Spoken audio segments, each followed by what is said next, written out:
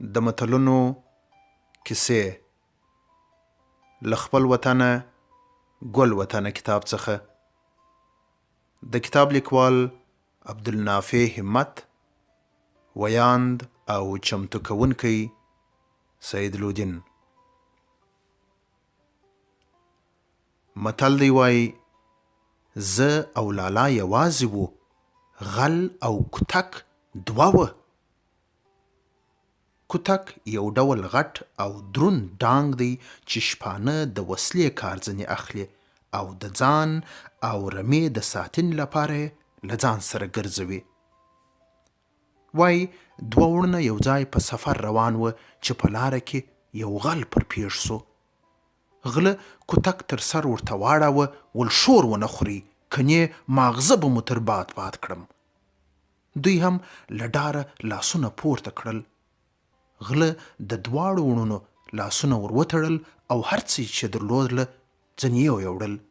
ان دا چې د غاړې کالي یې هم ځنې وایستل او دوی یې سره لغړ ایله کړل.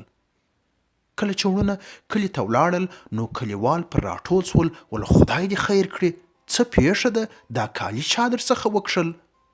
دوی ټوله کیسه ورته وکړه چې داسې غله وه، داسې وو او هاسې وو. یوه کلیوال ورته ویل چې بې غیرتو جنګ به ولې نه ورسره کاوه؟ دوی وویل هغوی پر موږ زورور وه، ځان خو به مو نه واژه.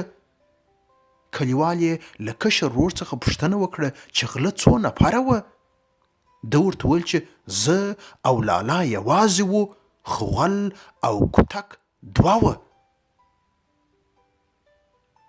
یادونه: دا متل په کندهار کې ډیر ویل کیږي. کله چې یو څوک بې غیرته وي او تر ځان د کمزوري دښمن له لاسه مات سي، نو خلک دا متل وایي.